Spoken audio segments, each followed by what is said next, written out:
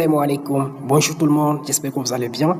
Alors aujourd'hui, nous allons essayer de proposer une correction de cet exercice. Alors, c'est un exercice du TD numéro 1 de mécanique vibratoire de l'ensemble de mécanisme quatrième année. Alors, nous avons une masse M de longueur 3A qui est munie d'une surcharge ponctuelle de masse grand M. C'est ça. Alors, relié au bâti par un ressort de raideur K, OK. La liaison pivot en haut est parfaite. C'est bien. On suppose le cas de faible oxydation. Donc, la force F est constante et appliquée au point P tel que OP est égal à U de T. La fonction U de T est périodique de période T et d'amplitude A. C'est bien. Donc, on dit à T égale à 0, on a θ qui est égal à 0. L'angle, ça fait 0. Et U de 0 est égal à A. OK. E, la barre est en équilibre sans précontrainte dans le ressort. On donne l'inertie par rapport à O de la barre ainsi que celle de la masse par rapport à O. La première question, déterminer l'expression de cette force assurant l'équilibre dans la position horizontale. Alors tout d'abord, je vais essayer de schématiser notre système de façon très simple. Donc, à l'équilibre, nous aurons un système de ce genre. Donc, je note ici O. De là à là, ça fait A. Donc, la force, elle est appliquée à partir d'ici. Donc, on dit à l'équilibre, on dit ici cette distance aussi, ça fait A. Et de là à là, ça fait A. C'est bien. Maintenant, quelles sont les forces qui s'exercent sur notre système? Nous avons une masse ici, donc nous avons un poids P1. Alors, nous avons la force, comme je l'avais dit, F.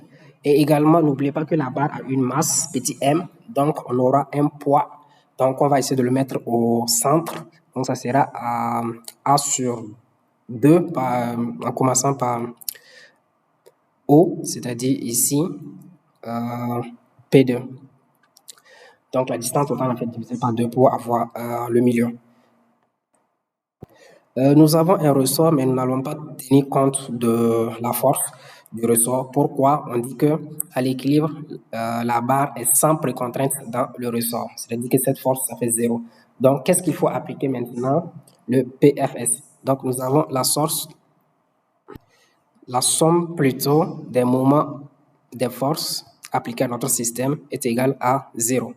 Alors, il reste à trouver le moment de P1 plus par rapport à O plus le moment de P2 par rapport à O plus le moment de F, donc par rapport à O qui est égal à 0. Alors, donc c'est quoi le moment de P1 par rapport à O? Moment de P1 par rapport à O, donc on aura moins AX. Si je fixe par exemple, je considère un repère de ce genre, X, et là Y. Donc, bien, on aura moins AX, A suivant X, plutôt, vectoriel, moins grand M, G suivant Y.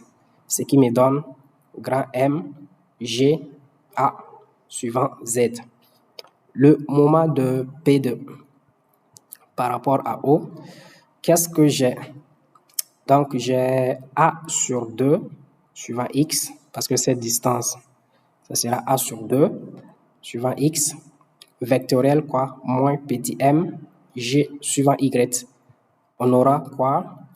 A sur 2, ainsi moins petit m, G suivant Z. Maintenant, le moment de la force F, alors par rapport à O, qu'est-ce qu'on a? La force F est située à une distance A, donc on aura AX, vectoriel quoi, moins F suivant Y. On aura moins F fois A suivant Z. Il suffit juste de remplacer ce que nous venons de trouver dans cette équation pour avoir l'expression de F. Donc, qu'est-ce qu'on a? On a grand M, G, A. Ensuite, moins A sur 2, petit m, G. Moins ensuite A, F, qui est égal à 0. Donc, on peut barrer les A, et on tire directement l'expression de f qui est égale à g facteur de grand M moins petit m sur 2. Alors, voici la réponse à la première question, le f. Alors, la deuxième question, on nous demande quoi? La deuxième question, alors déterminer l'équation du mouvement de notre système. Alors, il faut d'abord schématiser le système parce qu'il est en mouvement. Donc, ici, on a l'axe horizontal. Alors, notre système, il est comme ça. Donc, nous avons ici une masse, ensuite un ressort, le bâti. Ici, nous avons une force F. C'est distance, ça c'est O. Là, maintenant, on dit que c'est U de T. De là à là également, ça fait A. Cette distance, ça fait A. De là à là également, ça fait A. Alors, qu'est-ce qu'on a ici?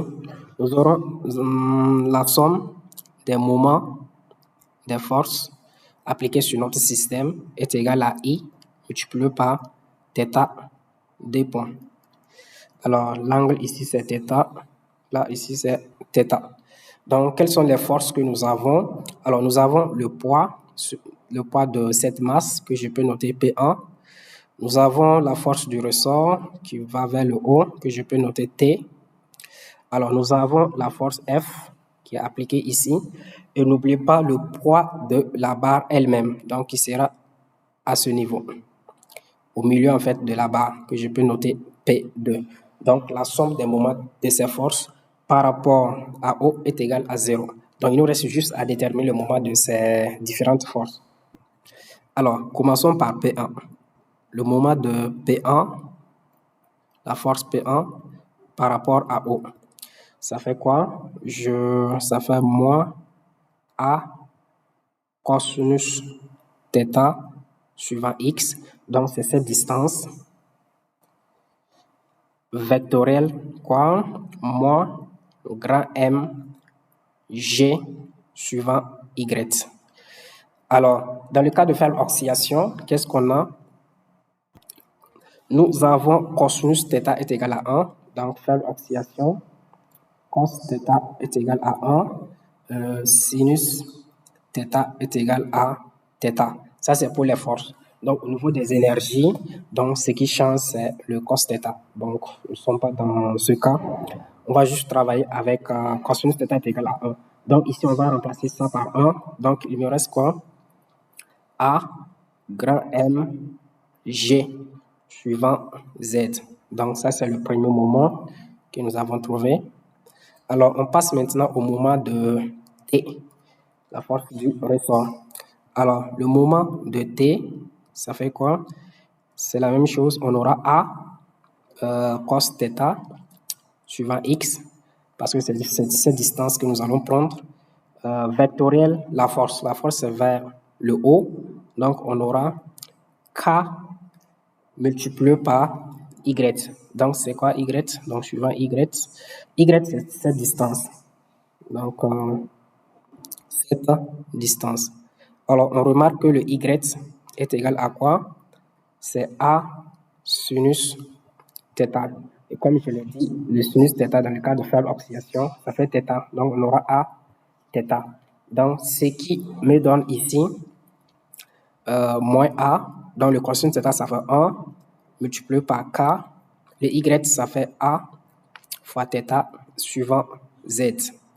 Alors, nous avons encore ceci. On passe maintenant au moment de P2. P2, c'est le poids en fait de la barre. Alors, nous avons ceci.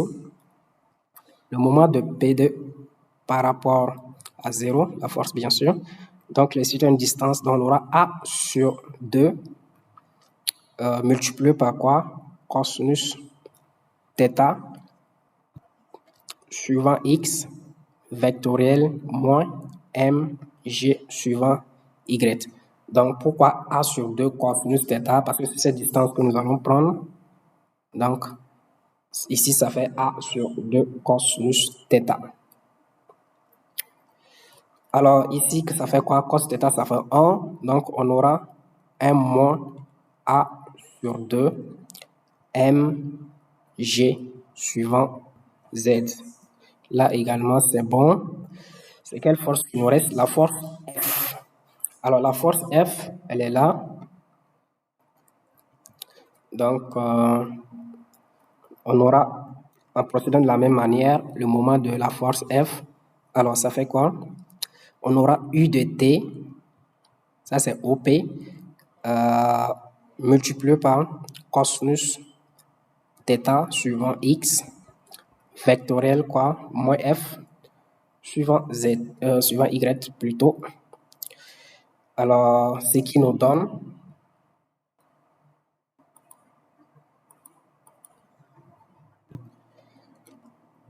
le cosinus θ, ça fait 1, ça me donne moins F multiplié par U de T. Ça, c'est une multiplication. Alors, nous avons tous les moments. Il suffit juste de les remplacer dans l'équation. Alors, je commence par ça. On a petit a grand M, G. Alors, moins.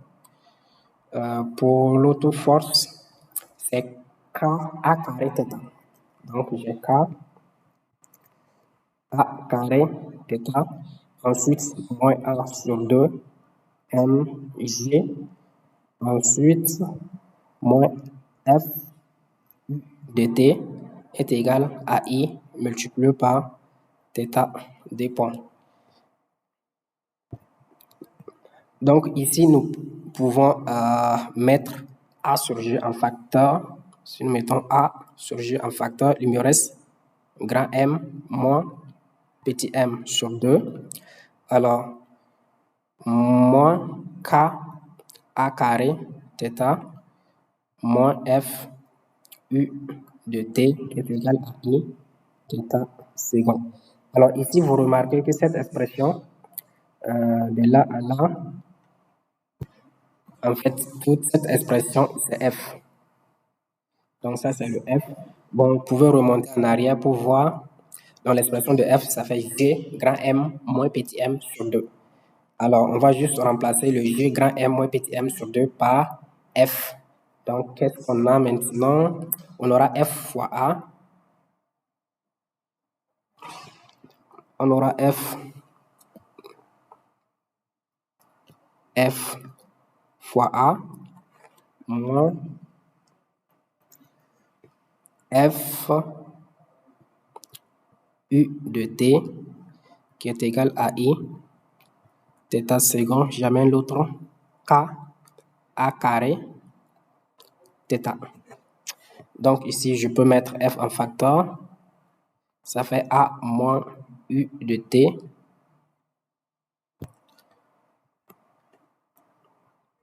qui est égal à I θ second plus K A carré θ.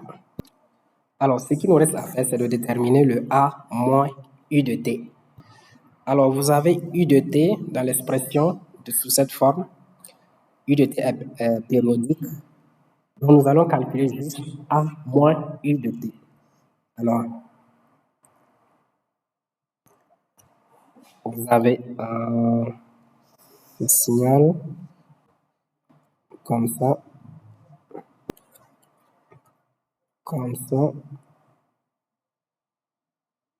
comme ça. Ici, on a A sur 2 et là, on a 3A sur 2. Donc, vous avez ça qui est U de T. Alors, si on fait A moins U de T, qu'est-ce qu'on aura? Donc, on va obtenir quelque chose de ce genre. Donc, ici, on a 3, U de T est égal à 3 A sur 2. Alors, si on fait A moins 3A sur 2, ça fait combien? Ça fait moins A sur 2. Alors, Donc de là, c'est-à-dire on va commencer à moins A sur 2, comme ça.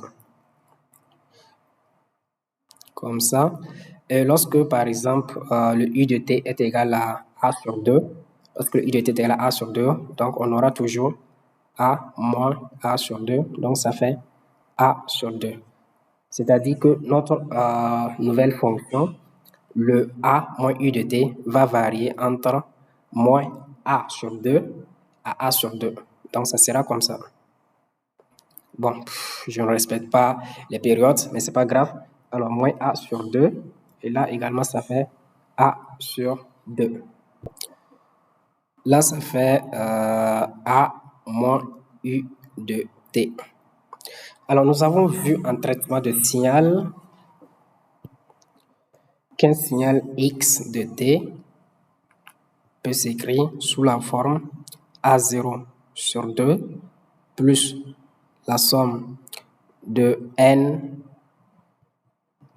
varie de 1 à plus l'infini de AN cosinus N oméga T plus la somme de N égale à 1 jusqu'à plus infini de Bn sinus N oméga T. Alors avec A0 est égal à 2 sur T, l'intégrale sur la période, alors sur la période de la fonction x de t d de t. Alors le AN, donc ça fait 2 sur t, l'intégrale sur la période de la fonction multiplié par cosinus N oméga T d de t. Le Bn, donc ça fait 2 sur t, l'intégrale sur la période de S de t sinus N oméga T d de t. Alors, et lorsque la fonction S de t est paire, le Bn, ça fait 0. Et lorsque la fonction S de t est impaire, alors le A0 et le AN font 0. Alors ici, est-ce que notre fonction, elle est paire ou impaire, pour voir si on peut simplifier. Alors ici, ça se voit clairement que la fonction A moins U de t, ici, elle est impaire, parce que ici, si on essaye de continuer, bon, ici, on aura quelque chose de ce genre. Si on essaye de continuer, on aura comme ça. Et ici, on aura par exemple f de moins t, qui est égal à quoi? C'est égal à moins f de t. Donc, f de moins t qui est égal à moins f de t. Alors, la fonction, elle est impaire, c'est-à-dire le A0 et le AN font 0. Ce qui me reste seulement, c'est de calculer ce terme. Alors, notre fonction ici, A moins U de t, va me donner la somme de n égale à 1 à plus l'infini de Bn sinus N oméga T. Donc, je vais calculer le Bn et venir le remplacer dans l'expression. Donc, j'ai Bn est égal à quoi? 2 sur T, l'intégrale sur la période, alors, de la fonction sinus N oméga T dt. Donc, je vais essayer de diviser par 2. L'intégrale d'abord de moins t sur 2 à 0. Donc, ici, ça fait quoi? Donc, moins t sur 2 à 0. Donc, ça fait a sur 2. Alors, de a sur 2, sinus n oméga t dt, plus maintenant la somme de t allant de 0 à t sur 2, de moins a sur 2 sinus alors n oméga t dt. Alors ici, je ne vais pas rentrer dans les détails, je sais très bien que vous pouvez le faire. Alors, je vais juste vous donner le résultat. Après calcul, vous allez obtenir un A sur 2 pi n facteur de moins 2 plus 2 cosinus, alors n pi. Et là, nous avons deux cas. Si le n est pair, donc nous aurons cosinus de np qui fait 2. Alors, le cosinus de np qui fait 1, donc on aura moins 2 plus 2 qui fait 0. Alors ici, si n est pair, c'est-à-dire on va obtenir 0. Alors si n est impair, c'est-à-dire le cosinus de np va me donner moins 1. Alors, moins 1 maintenant, on aura moins 4 au finish. Bn va me donner moins 2, 1 sur pi n. Alors, voici l'expression de Bn. Maintenant, nous allons remplacer l'expression de Bn dans cette expression. Ici, le A moins U de T. Donc, on aura A moins U de T est égal, la somme n égale à 1, A plus l'infini de Bn, donc moins 2, A sur pi n. Alors, Bn sinus n oméga t. Donc, n'oubliez pas d'ajouter pour n impair.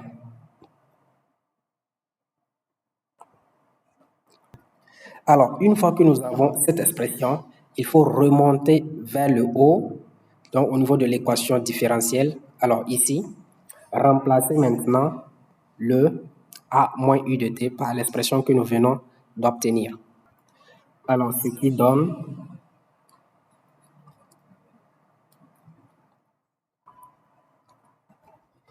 i θ point plus k a carré θ qui est égal à f multiplié par cette expression, la somme de n égale à 1, a plus l'infini, je peux faire sortir le moins, donc de 2a sur pi n, alors sinus n oméga t.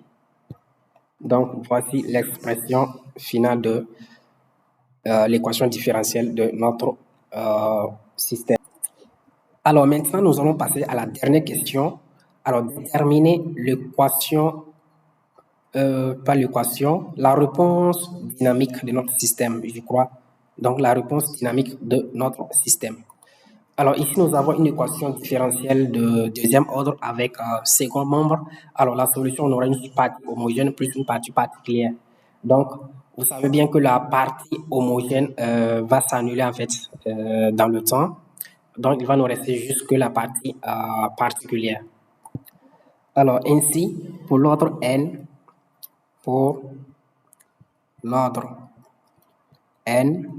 donc j'ai i θ2 point n plus k a carré θ n qui est égal à moins f à 2a sur pi n sinus n oméga t. Ici, en fait, c'est la somme de n égale à 1 jusqu'à plus infini.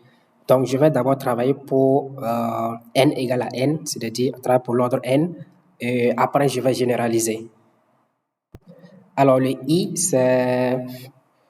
c'est quoi? C'est m a carré plus grand M a carré. Donc, c'est déjà donné en haut dans l'énoncé. Alors, la solution particulière d'une telle équation s'écrit θ de t est égal à cosinus oméga t plus phi. Donc, où une certaine constante peut noter B sinus oméga t plus un phi. Alors, vous avez le choix entre les deux. Mais là, en fait, nous avons une force ici. Le deuxième membre, c'est sinus. Donc, on va préférer travailler avec ce terme. Alors, il nous reste juste maintenant à déterminer le A, le phi et le oméga. Ici, le oméga, en fait, c'est le même oméga que là. C'est-à-dire, c'est le n oméga. Alors, on a le B qui est égal à x statique. Donc, x statique, ici, ça fait quoi? Donc, vous allez prendre moins f de A. Donc, moins f de A sur pi n divisé en fait par k. Donc, divisé par k. Ici, notre k, c'est la k à carré. Alors, le tout divisé par, vous avez la racine de 1 moins le oméga sur oméga 0. Ici, notre oméga, en fait, c'est n oméga. Donc, ce sera tout ça au carré, n carré oméga carré sur oméga 0 au carré. Alors, le tout au carré plus 4 epsilon carré bêta carré. Bon, le bêta c'est juste oméga sur oméga 0, donc c'est n oméga sur oméga 0 dans ce cas. Maintenant, vu que dans notre cas, le epsilon est égal à 0, parce qu'on n'a pas en fait un terme avec θ point, simplement. Donc, on a θ2 point, θ, on n'a pas le θ point. Donc, le epsilon est égal à 0. Alors, ce qui me donne un B égal à quoi? Moins F de A sur pi n k à carré divisé par 1 moins n oméga sur oméga 0 au carré. Le phi, ça fait quoi? Tangente moins 1 de moins 2 epsilon bêta sur 1 moins bêta au carré. Donc, bêta, ça fait n oméga sur oméga 0. Donc, epsilon est égal à 0. Donc, ce qui veut dire que phi est égal à tangente moins 1 en fait de 0. Donc, on aura phi qui est égal à 0. Donc, là, maintenant, nous avons les constantes. Alors, le B et le phi, il suffit juste de les remplacer pour avoir l'expression de θn. Donc, ce qui veut dire que le θn de t pour l'ordre n égale à moins 2f, donc les avant-parties sur pi n ka, donc multiplié par 1 sur moins n oméga sur oméga 0 carré. Alors, sinus de n oméga t. Alors maintenant, pour avoir le θ1, il suffit de remplacer le n par 1 et on a le θ1, θ2 jusqu'à plus l'infini. Maintenant, pour éviter ça, qu'est-ce qu'on va dire? On va faire seulement une somme. On va dire que le θ de t est égal à quoi? La somme pour n égale à 1 à plus l'infini de moins 2f sur pi n ka fois 1 sur 1 moins n oméga sur oméga 0 au carré sinus de n oméga t. Donc, voici la réponse dynamique de notre système. Alors, n'oubliez pas d'ajouter pour n impair. Alors, nous sommes à terme de cette vidéo. Merci d'avoir regardé. Donc, n'hésitez pas si vous avez des questions, posez-les en commentaire. C'est avec plaisir que je vais répondre. Merci et à bientôt. Assalamu alaikum.